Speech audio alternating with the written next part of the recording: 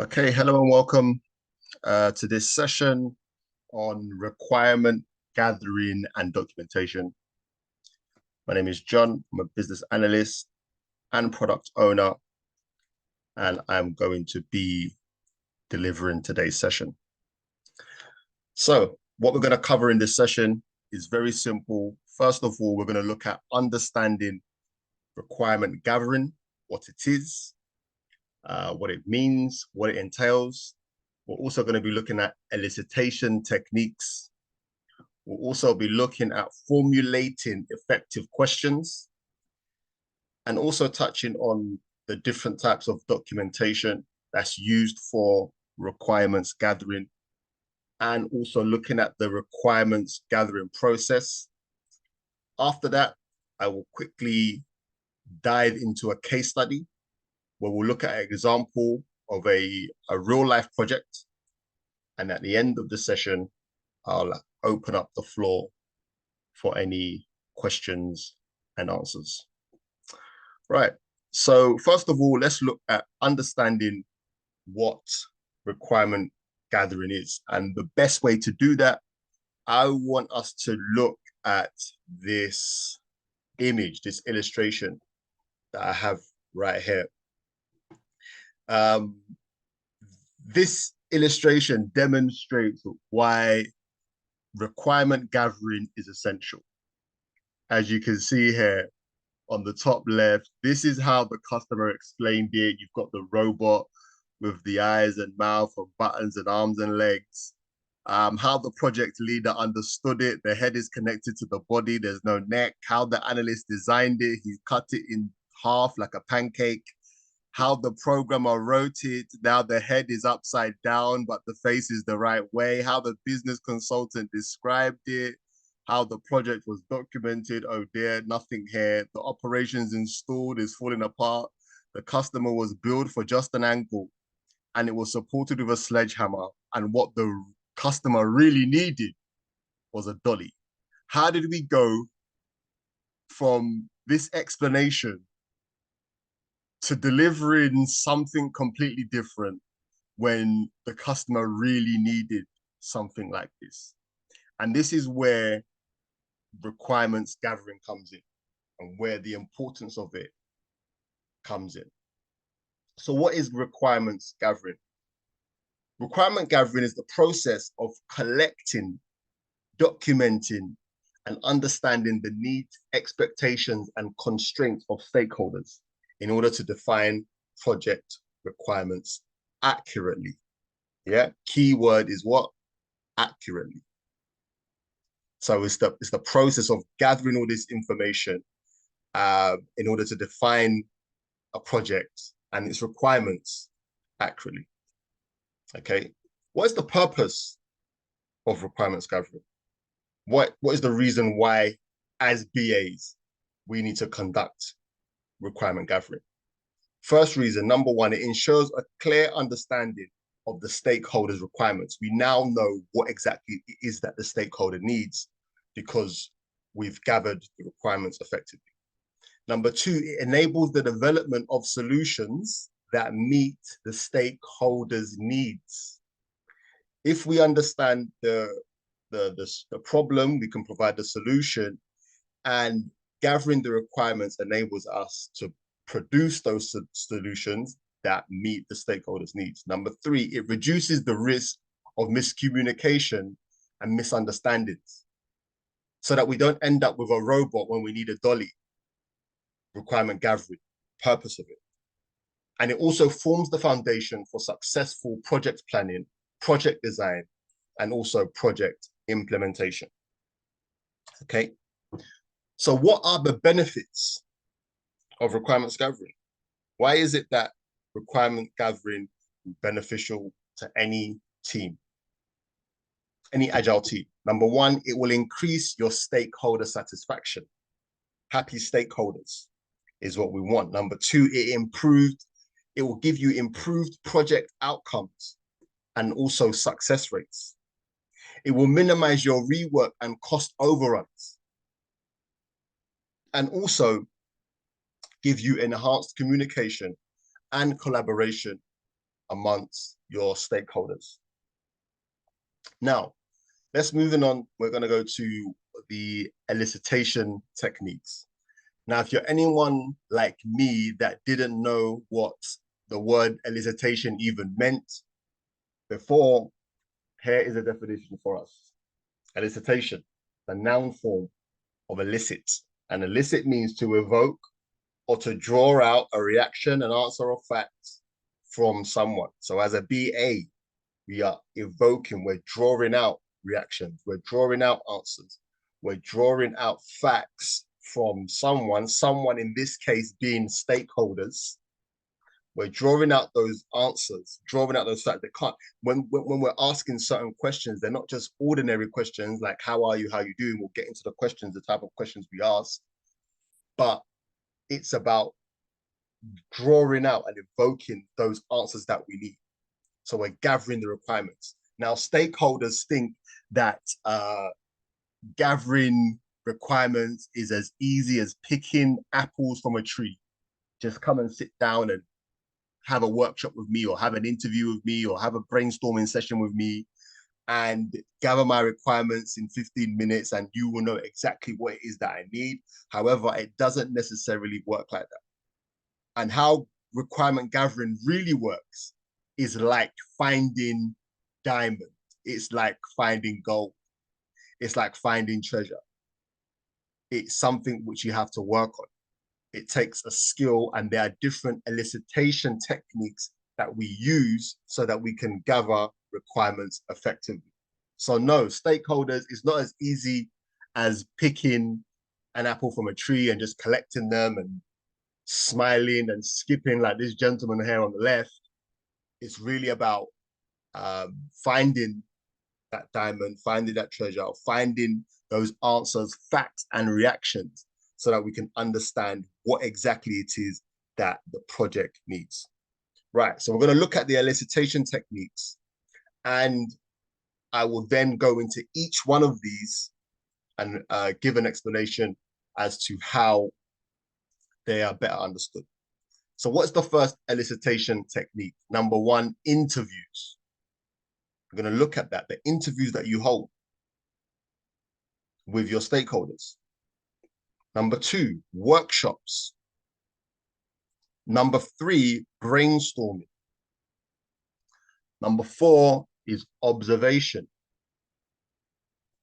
document analysis, and finally, the sixth elicitation technique, which we'll be looking at, is prototyping. Okay, cool. So let's start off the first one, which is interviews, and let's look at what interviews are. So interviews are when you're conducting one-on-one or group interviews with stakeholders to gather their insights, perspectives, and their requirements. So in these interviews, you're engaging your stakeholders in meaningful conversations, and your role as a BA is to understand their perspectives. You want to understand their preferences, and you want to understand their requirements. You want to ask targeted questions in interviews so that you can gather specific information, right, and capture their insight, what it is that they want. So you're almost like you're carrying an interview. Tell me more about this, or help me to understand this and that. You're providing a structured interview with them. And this interview it's almost like a guide with them, and you're guiding them to evoke. Remember, we're evoking certain answers from the stakeholders, and we're ensuring that once we're asking these questions, we're having consistency and we're being thorough. So the responses that you get in these interviews must be recorded accurately, and then later on you analyze this, and it'll be used for documentation as well. So interviews is the first way that we can elicit an elicitation technique that we can use. Secondly, workshops. What are workshops? Facilitating interactive sessions with stakeholders to collaboratively generate ideas, discuss requirements, and reach consensus. So it's almost like a group session with a and in these cases, it's generally with a diverse group of stakeholders from different levels and with different interests, different power, which we'll look at again as well. But it's basically about encouraging collaboration and brainstorming and having open discussions so that you can explore the requirements that they have as stakeholders. In these workshops, you can use visual aids like whiteboards, or you can use virtual collaboration tools so that you can capture and organize ideas that you have. And it's really about creating an environment, an inclusive environment where all the stakeholders and all the participants of the workshop feel comfortable expressing their thoughts, their ideas, their perspectives, their opinions on what they think works or doesn't work, and really just having an interactive discussion. Yeah. So as a BA, you will facilitate these workshops and facilitate these activities and exercises that will help stakeholders think about what their requirements are, and also help them prioritize and refine their requirements as well.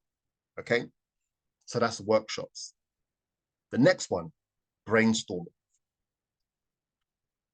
Encouraging stakeholders to freely and creatively express their ideas, their needs and requirements in a non-judgmental and open environment. So what you're doing when you're brainstorming, you're just creating a creative and non-judgmental space for stakeholders to freely express their ideas. You're just brainstorming. And brainstorming is really about encouraging stakeholders to generate ideas and working with them, collaborating with them to come up with ideas, as many ideas as possible, without evaluating or critiquing them at this stage. We're just brainstorming. We can just have an idea of how we think something might work, or brainstorm what they think the project or software will look like in X amount of time. It's just brainstorming. And we use techniques like mind mapping, or you can use sticky notes so that you can capture and visualize these ideas. As a BA, your role is to facilitate these discussions, facilitate these brainstorming sessions, and explore the ideas so that you can identify their relevant requirements. Okay, so as a BA, you establish guidelines in these sessions and ensure that you have a focused and productive brainstorming session. Okay, so that's brainstorming. Next one, observation. Observation is actively observing stakeholders in their work environment to gain insights into their processes, challenges, and requirements. So what you're doing when you're observing during observation is literally observing the stakeholders in the work environment so that you can gain an insight into their processes. You're taking detailed notes on their activity. You're taking notes on their interactions. You're taking notes on their pain points, hearing their pain points, seeing their pain points, and coming up with their solutions. You're engaging with your stakeholders to seek clarification on what you've observed so that you can get further understanding of their needs. Observation is a powerful elicitation technique. Just observing, using, that hands-on kind of like observation combined with other elicitation techniques is very powerful, and it's a great way to validate your requirements. Okay, so using observation together with your interview, together with your workshop, together with your brainstorming, it's a great way to elicit requirements, and it's a great elicitation technique. The next one is document analysis. Document analysis is reviewing existing documentation such as business processes, user manuals, and previous requirements to extract valuable information and identify gaps or areas of improvement.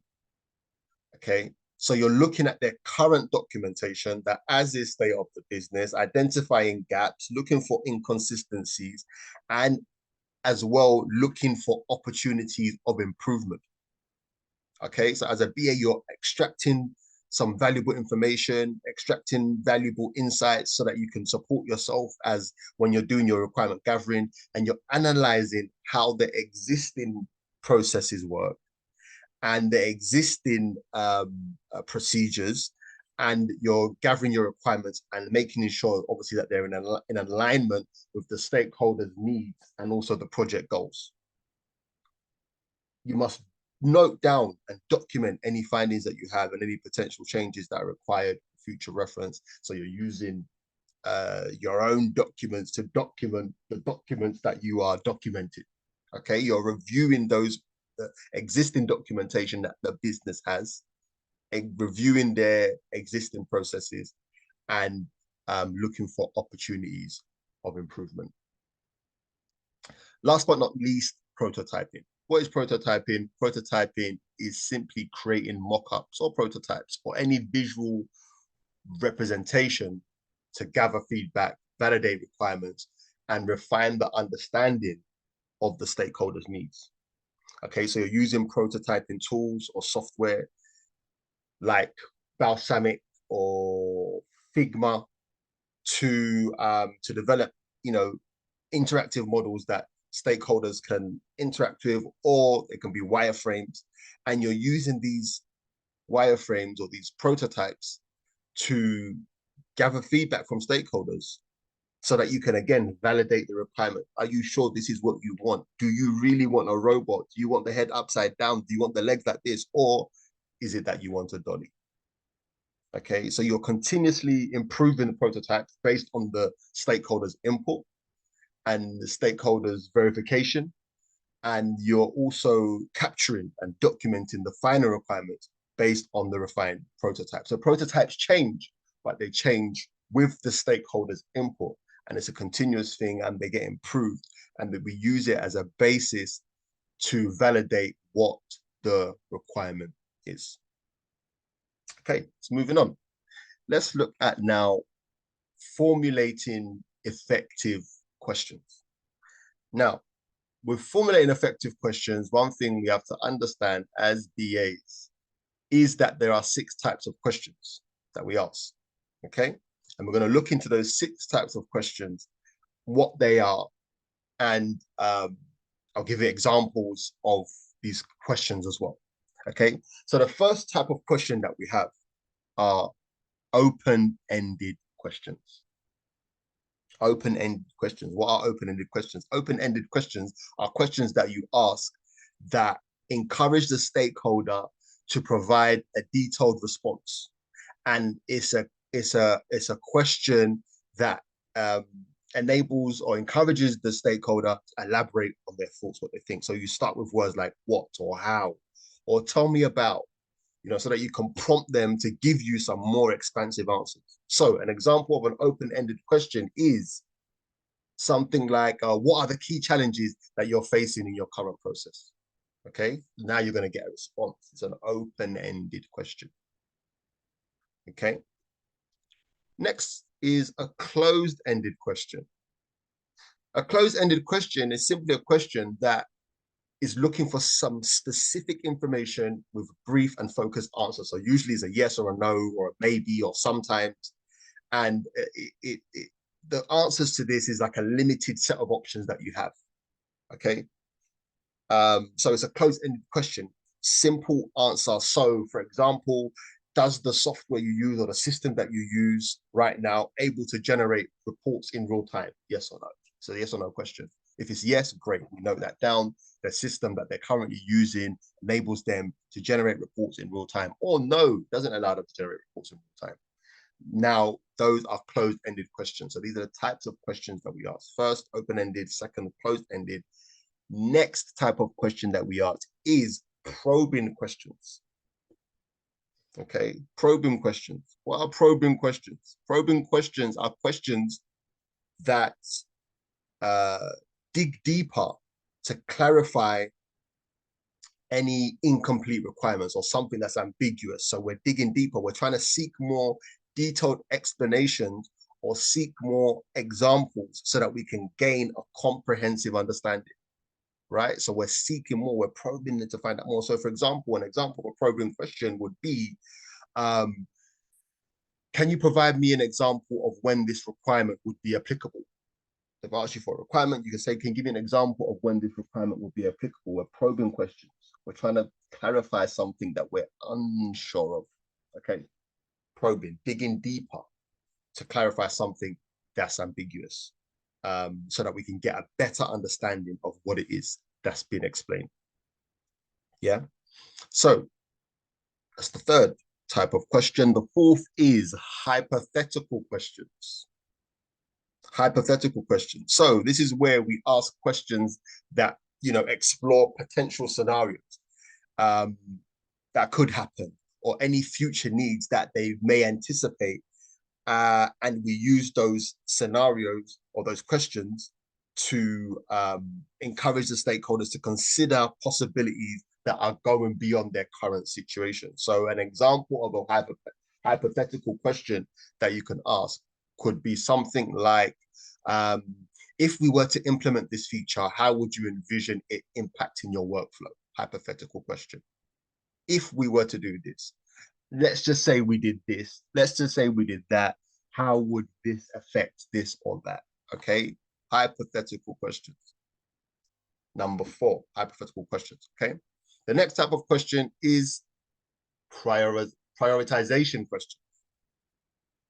What are these questions? These are questions that determine the relative importance of requirements, and it helps stakeholders prioritize their needs. Okay, so you're seeking the opinion of your stakeholder on the significance and urgency of the requirement. They need to tell you how important this requirement is. So you can say to them, an example of a prioritization question, right, is on a scale of 1 to 5, how would you rate the importance of this requirement? They could say 1 being not important, 5 being very important. If they say 5, you know that this is very, very important. If they say 1 or 2, you know that it's something that can be prioritized accordingly. And last but not least, and a little bit similar to number 3, but slightly different, these questions are called clarification questions. Okay, and these questions that you ask are questions when you are pretty much seeking clarification when something is unclear, and you're just trying to get a shared understanding and clarifying maybe terminology or context or anything that might be conflicting. So we're now asking a clarification question. So an example of a clarification question, you say, oh, could you provide me, could be like, could you provide me with more details on what you mean by user-friendly, for example? Okay. And yeah, so that's those are the 6 types of questions: open-ended, closed-ended, probing, hypothetical, prioritization questions, and clarification questions as well. Okay, so best practice for asking effective questions. Number 1, use clear and concise language to avoid confusion or misinterpretation. Don't use slang. Don't use your native tongue. Don't use words that are confusing. Be clear and concise and articulate yourself well. Okay, best practice. Number 2, be attentive and actively listen to your stakeholders' responses. Don't just listen to respond, listen to understand and reply with understanding. Ask the right kind of question. If you need to ask an open question, ask it. You need to ask a probing question, ask it. You need to ask a hypothetical question, ask it. Clarification question, ask it. And avoid leading questions that may bias or influence the answers. So if a stakeholder is telling you that, they want a dolly, and you say, no, but don't you think a majority of people think that, they want to have a robot instead, or I think you should have your robot should be like this, or your requirement should be like this. They're telling you what they want. Your job as a BA is to listen and avoid having questions that may bias or influence their answers. And then you later on the line find out that that's not what they want. It's what you wanted. And you've swayed them into bending, not breaking, but bending their requirements to suit something that you want, it's best to understand what they want and suggest ways to make what they want better. Okay. And again, focus on specific requirements rather than, general discussions. How are you? How was your day? How's your dog? How is your cat? Have you fed your fish? Did you see the weather today? Let's focus on the specific requirements, get down to the nitty gritty. What do you mean by user friendly? How does this product work? What are the pain points you have? Focus on those requirements, make that the bulk of what it is that you're discussing. And finally, respect the stakeholders' opinions and encourage open and honest communication. Okay, so what are some of the documentation used for requirements gathering? We're going to look into that and again go through each of them as well. So as we know, documentation or effective documentation is absolutely crucial, and it's important when you're capturing and communicating requirements for your stakeholders. Okay, and the different documents that will be listed shortly are the ones that are commonly used when it comes to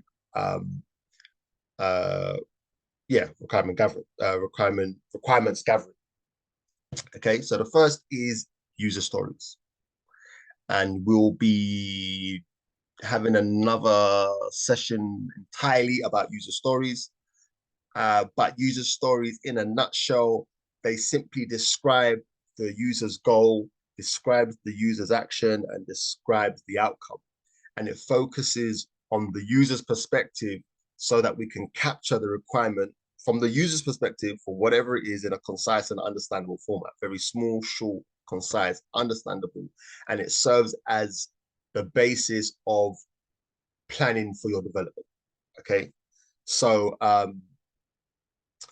user stories and acceptance criteria, they are things that we use, or they're documentation that we use. And acceptance criteria is where you're defining the conditions that have to be met for that requirement to be considered as done or considered as fulfilled. So you're specifying what that expected behavior is. What is it that you want this alleged robot to do? What is it that you want this dolly to do? How do you want it to look at? You're specifying the conditions that have to be met, that must be met in order for that requirement to be considered as done. Okay. And you're specifying the expected behavior, the functionality or performance of that particular thing, and you're providing the criteria that verifies that this requirement has been implemented successfully. Okay. So there's a format that's used for user stories and acceptance criteria. The first one is the given when then. Again, we're going to go into that properly, but the given when then is a format that's commonly used when we're writing user stories, acceptance criteria. It provides a structured framework for us as BAs when we're capturing the desired behavior or outcome of a system or a feature or a product. Okay, so and then you've also got the as a, I want, so that format as well. So for example, you can say the given when then format. You can say, for example, given that I'm a user of www.website.com, for example, when I click on About Us from the menu, then I must be directed to the Contact Us page. Yeah. So given is describing the initial stage or precondition of that system or scenario. Then the when specifies the specific action or the event that occurs. So in that example that I just gave is when I click on the Contact Us from the menu, and the then defines the expected outcome or result of that action or that event, or what happens when I click on it. Then the expected outcome is that I must be directed to that Contact Us page. Okay, so that given that I'm a user of example website, when I click on the Contact Us, when I click on Contact Us from the menu, then I must be directed to the Contact Us page, given when then. Okay. But again, we're going to get into that properly in another session. And the as a I want, so that it's used again for user stories. So that as a, it identifies the role or persona of that user who'll be using that system or feature. So you say as a user of this, I want, then you describe the functionality that you want to happen or what you want to, or action that the user needs to perform. And then so that, then you explain the benefit or the goal or the purpose of that functionality. Okay. But again, we're going to go into that because those formats are something that's used for documentation, and it provides a structure for expressing the requirements from the perspective of the different stakeholders and user roles. Okay. And it helps to understand the user's needs, understand their motivation, and both formats can be used together or can use independently. But we'll get into that, and we'll get into writing user stories, not only just user stories, but effective user stories as well. Yeah. Okay. Third one, process maps. Process maps is simply a visual representation of the business processes or the business workflows, or a sequence of activities. Okay. And we'll use tools for the process maps. We use Visio, Microsoft Visio, to map out the processes, and they will allow you to illustrate how the different systems interact with each other. It helps you to look for any inefficiencies or bottlenecks, and when you map out and visually represent your process maps, it will help you to identify areas for improvement as well. Okay, the fourth one is use case diagrams. Use case diagrams are a graphical representation that depicts interactions between actors and the system, and identifies the different user roles and their interactions with that system. So it will show you how the different users interact with that particular system and how they collectively accomplish a specific task or achieve a goal. Okay. But again, use case diagrams, each one of these, we're going to get into them, but I'm just outlining for requirement gathering the documentation that's used. But we'll be doing sessions on each of these as well, so that we have a better understanding of them all. Next, wireframes. Wireframes are the visual representation of the user interface design. So whether it's a mobile application or a website application, it will give you a basic layout of screens, or give you a layout of any components or buttons, or even give you the navigation flow. And you can have static and interactive wireframes. And we'll be looking at those as well on tools like Balsamiq, which is a great tool to use. And when you produce wireframes and include them in your user stories, it will help your stakeholders to visualize the system's look and visualize how it looks and feels and validate its usability.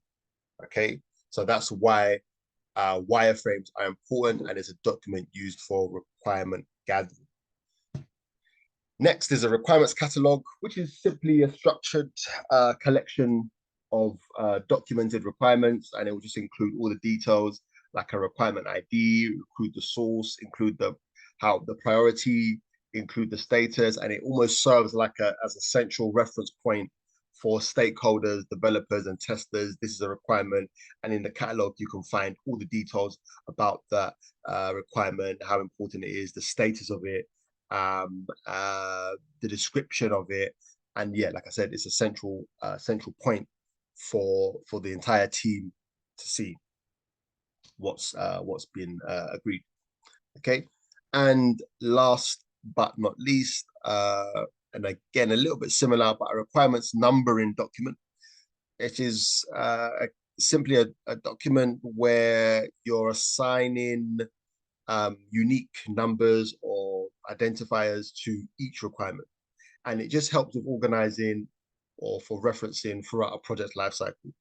And having a requirements numbering document will help to facilitate traceability, and also the linking of different requirements that are similar, and how to find other project artifacts as well. But again, these are all things that we will get into. Okay, so the requirement gathering process that we'll get into next is about how we actually gather requirements and the process in which it takes. And the first thing to know is that you have the stakeholders and they have different um, interests and different levels of power. Okay, and we use a stakeholder matrix, power matrix, or power interest matrix to determine where our stakeholders fit within the project. Okay, so this stakeholder power interest matrix is a visual tool that's used, and it helps to categorize your stakeholders based on their level of interest and based on their influence on a project or initiative. Okay, so the grid will have two axes. You have this interest axis here at the bottom, and you have the power on the side. Okay, so the interest represents how much a stakeholder is affected by or concerned about the project outcomes. So if you have low interest or high interest, you have different stakeholders that fall into this grid. They might have low, they might have high interest. And the power axis represents the stakeholders' ability to influence or impact the project's decisions and direction. Okay, so with this stakeholder matrix, by plotting your stakeholders on a grid like this, it becomes easier to identify and prioritize key stakeholders. And you know who to keep satisfied, you know who to keep informed, you know who to monitor, you know who to manage closely. Okay, so if they've got high interest and high power, manage closely. Low interest, low power, you monitor. Low interest, but high power, you make sure you keep them satisfied. And so forth. So you use the matrix to like I said, identify and prioritize your stakeholders, and it helps the project team, and it helps the everyone in the entire team to understand which stakeholders require more attention, which stakeholders require more engagement, which stakeholders you just need to monitor. And you do that obviously based on their level of interest and based on their level of influence as well. Okay, so this will help you to effectively carry out your stakeholder management and also the engagement of your stakeholders throughout the life cycle of any project. So what is the process of requirement gathering? What is it exactly that you need to do? First of all, identify the relevant stakeholders. Identify the relevant stakeholders, high interest, high power, low interest, low power. Who are they, and identify them. Next, establish project goals and objectives. Next, you want to elicit the requirements from the stakeholders. And then you want to document the requirements. You then want to confirm the requirements and then prioritize the requirements. And the most important tip that's part of the process as well, at whichever stage you're at, is to never make assumptions. Otherwise, you're going to end up with an upside down robot with one leg when really you need a dolly. Okay, so I'm going to list 10 important questions for you to think about when you're gathering requirements. I don't want you to answer these now, but I want you to just think about them. I want you to imagine yourself as a BA in this meeting room, and you are with your stakeholders. They're all on the table. You can see them.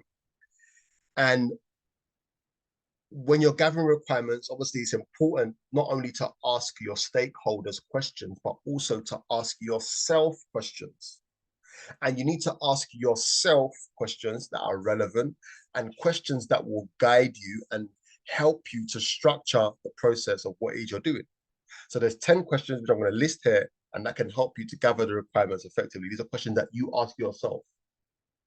The question you ask yourself, the voice in your head, you use it to ask yourself these questions. Don't answer them now, just think about them. First question, what is the purpose or goal of this feature or product? Think about it. What's the purpose? What is the actual purpose or goal of this that they want? Think about it. Next question, who are the intended users or stakeholders? Who's this aimed at? Who are the users? Who are the users? Think about it. What problem or need does this feature or product address? What is the problem that this product is addressing? Think about it. Ask yourself. Ask yourself, what are the essential functionalities or capabilities required? What is an essential functionality?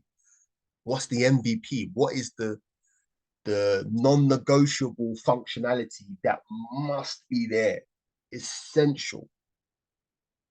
Think about those. What are the essential functionalities? Do I need to have a payment gateway? Do I need to have a live chat feature? Do I need to have the ability to change languages across the whole website? Do I need to have GPS location on the mobile application? What is the thing that is essential for this product? Think about it. Are there any technical or system constraints to consider? Think about it. Ask yourself, are there any technical constraints to consider? Any system constraints to consider? Can their server manage this many users on this application? Think about it. Think about, how does this feature or product fit into the overall business process or workflow? How does it fit in? Think about it. Think about, what are the specific requirements related to performance or to security or scalability? Think about these things. As a BA, you have to think. Ask yourself, are there any regulatory or compliance requirements to adhere to? Are we breaking the law here? GDPR? Any compliance that they need to comply with? BA, you have to think about it. You have to think about what are the desired user experience and interface design considerations. Do you have a mobile version of this product? Are there particular browsers that you can or cannot use? What is the interface design considerations? Ask yourself these sort of questions. Ask yourself, how will success be measured or evaluated for this feature or product? Okay. These questions will serve as a starting point. These questions will serve as a benchmark for understanding the context of a project, to understanding the stakeholders' needs. These types of questions will help you to understand the scope of the requirement, and it will ensure that key aspects of the requirements are considered, and it will help guide you towards gathering, comprehensive and relevant requirements. Okay, so think about those questions, those 10 questions, and ask yourself these questions. These are questions for you to think about. Okay. Now, What are the stages of requirement gathering? So these are the stages that we have. Number one, understanding the pain behind the requirement. You need to understand what is the problem that you're having.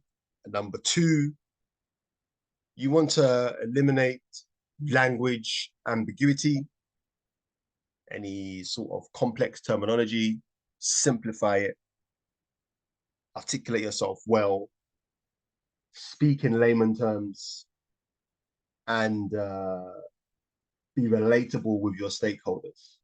The way you talk with your developers is a little bit different, right? So I can talk with a developer uh, as a BA, and I can say, for example, something like, we need to get an API key so that we can integrate this external software within the product.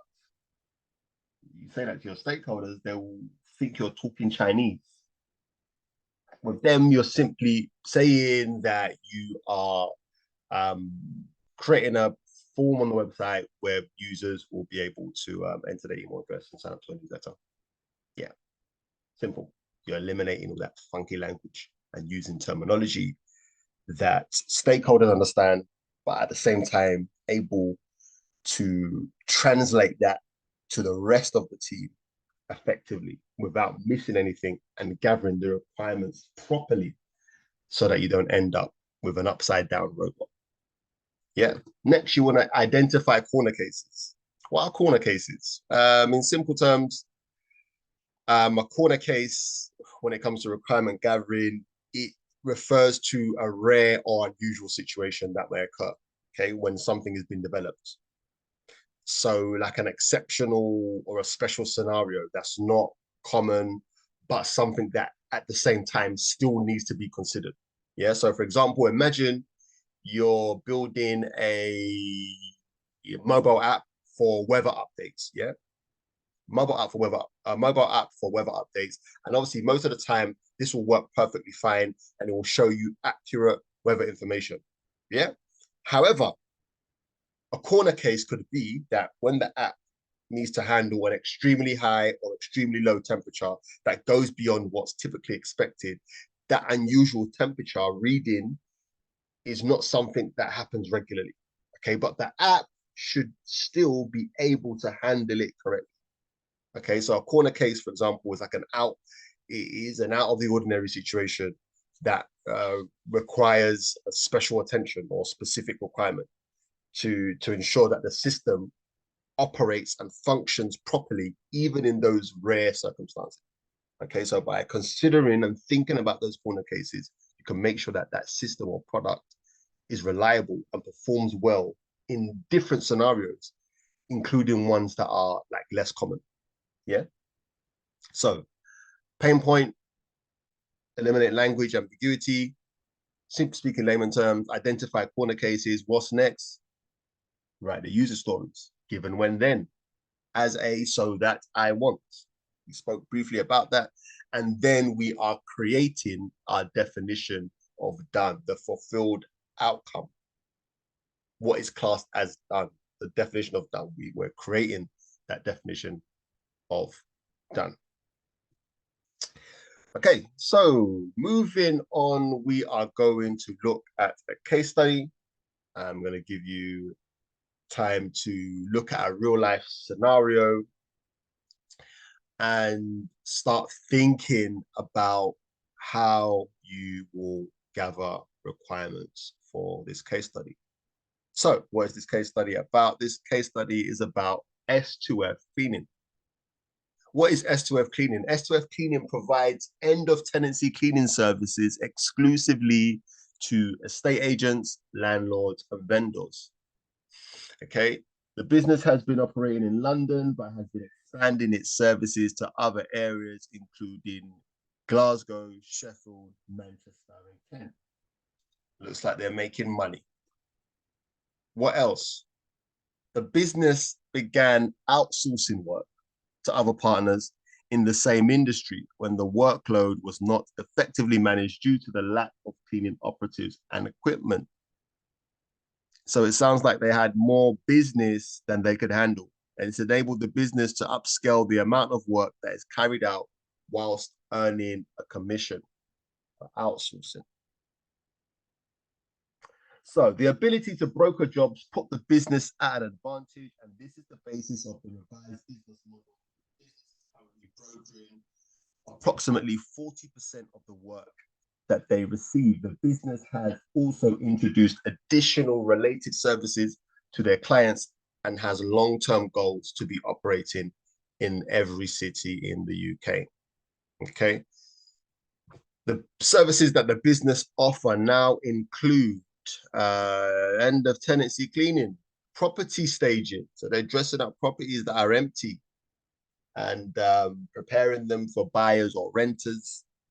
They're also doing inventory checks, and they're also doing removals as well as general maintenance. Pain points. What are the pain points? Pain points being the problems. What are the issues that the business is having? Number one, it appears that they are manually allocating staff or partners to jobs, and they require an automated process. BAs start thinking. They have a manual payment system in place, and they require an automated process for that too.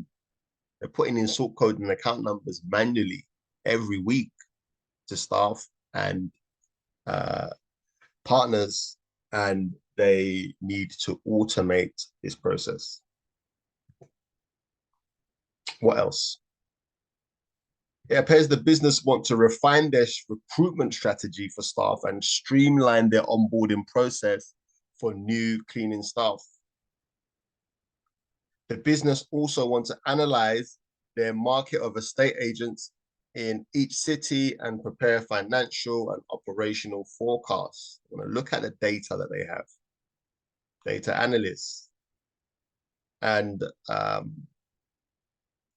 analyze their target market, prepare financial and operational forecasts.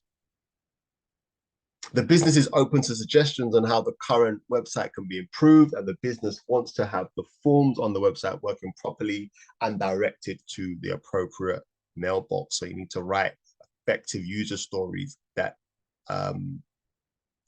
produce the outcome that we want. Given that I am when I then outcome. As a user, I want this so that desired outcome. Okay, that's what they want. What else? The business requires the development of a mobile application that allows users to make bookings and pay for services via a payment gateway. Prototypes, wireframes.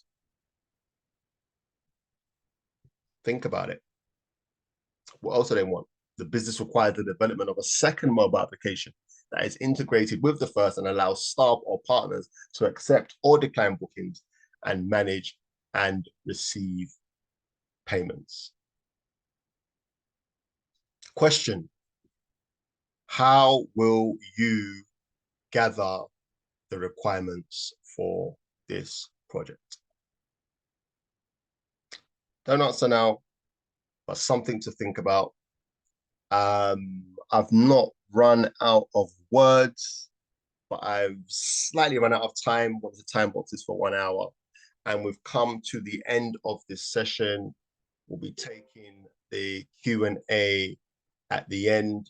I hope this has been insightful and has been valuable, and you're able to take away some information that may be helpful. If there's one thing I will leave you with for today, is to remember to not come out with this or this or this or this, even though the stakeholder explains it like this. How do you then provide what they really need? Forget how it's described, forget how it's designed, forget how it's understood, forget how it's written, You know, forget all of that. When it comes to gathering requirements, you need to know how the stakeholder explained it and know what they need. And remember that gathering requirements is not just picking fruit from a tree. It's a skill. To gather requirements effectively is about asking the right questions, whether they're open-ended, whether they're closed, whether they're probing, whether they're hypothetical or clarification questions. You need to know what type of questions you're asking, and you need to know the different elicitation techniques as well that are used, whether it's an interview or a workshop or brainstorming or document analysis or prototyping, observations. All of that are all different techniques that are used. Remember your stakeholder matrix of the power interest, where your stakeholders fit. Know where they fit on the stakeholder. They got high interest, low interest, high power, low influence. Are there stakeholders that you need to manage closely or just keep informed? You'll know all of this stuff through your matrix. So with that being said, thank you for listening. I hope this has been insightful. And we will now be taking the Q&A offline. Thank you, and have a great morning, afternoon, or evening, depending on where you are in the world. Thank you.